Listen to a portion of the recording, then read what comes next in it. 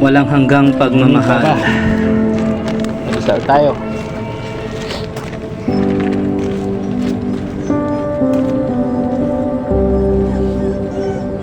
Ang alay natin sa ating mga magulang.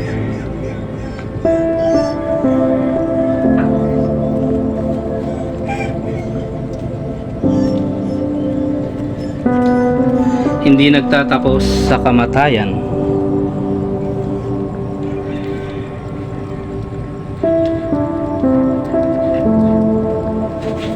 Ang ating pag-alala sa ating mga mahal.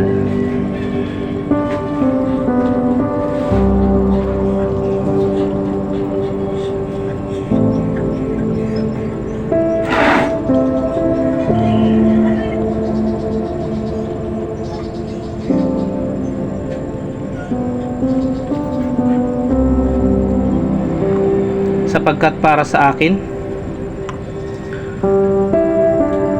ang presensya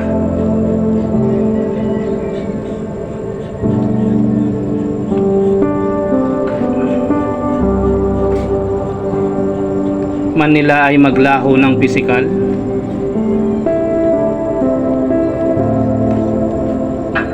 hindi ito nangangahulugan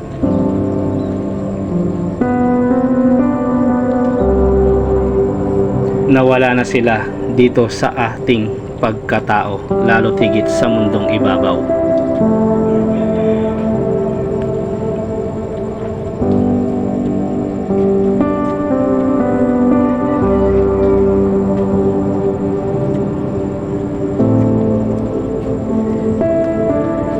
Sapagkat ika nga may kasabihan, di po ba? Na kapag mahal mo,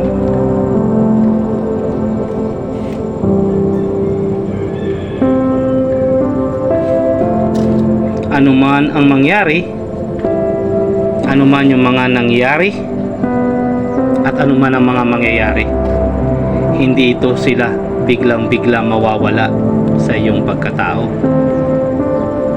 Lumipas man ang panahon,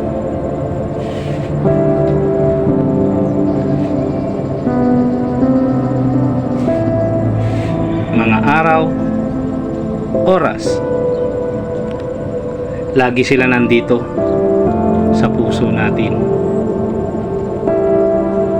Masakit man isipin na hindi na natin sila makasamang pisikal,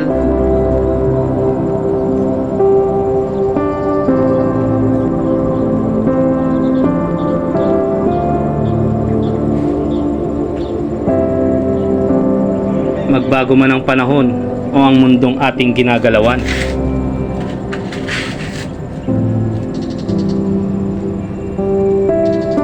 kapag nag-iwan sila dito sa puso natin ng halaga at ng pagmamahal,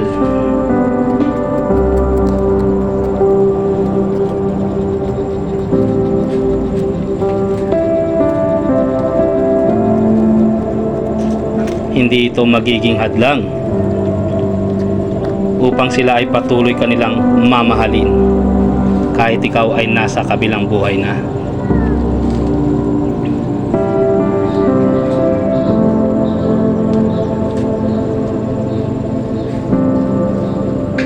Ika nga sa literal na kasabihan,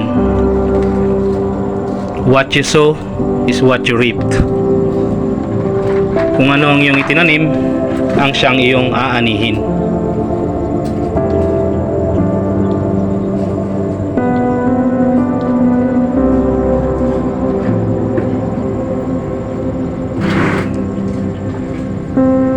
Na kapag nagtanim ka ng pagmamahal,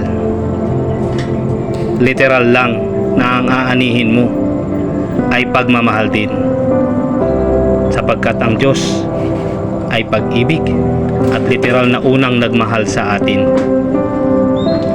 Aani ka rin ng pagmamahal na ibabalik sa pagmamahal na iyong ginawa.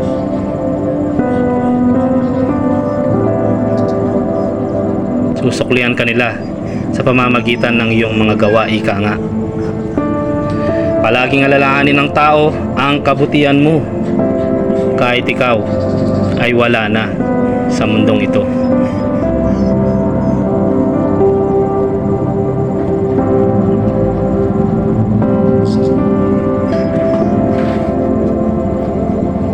Pero kapag hindi ka nagtanim ng maganda, saan ka man pumaroon, ay patuloy ka nilang kukutsain at palaging sisisihin sa iyong mga ginawa. Kaya't piliin nating maging mabuting tao.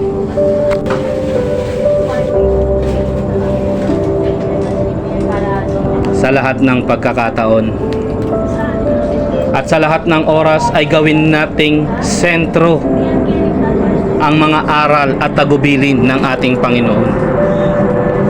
Gawin nating buhay ang kanyang mga pangaral.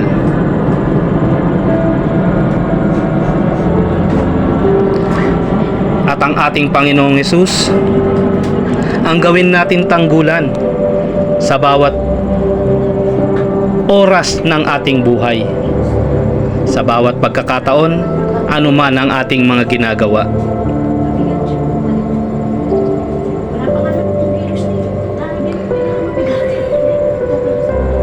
Ang ating buhay ay maigsi lamang upang bigyan natin ng mga pag-aalinlangan at pagpuna sa gawa ng iba, upang bigyan natin ng puna kung ano yung mali nila, upang punuin ng puot at galit ang buhay ng bawat isa. Lagi kong ang sinasabi, ang Diyos ay pag-ibig. Kaya't ipalaganap natin ang pag-ibig na kanyang ipinapabahagi sa bawat isa. Ibigin natin ang ating kapwa.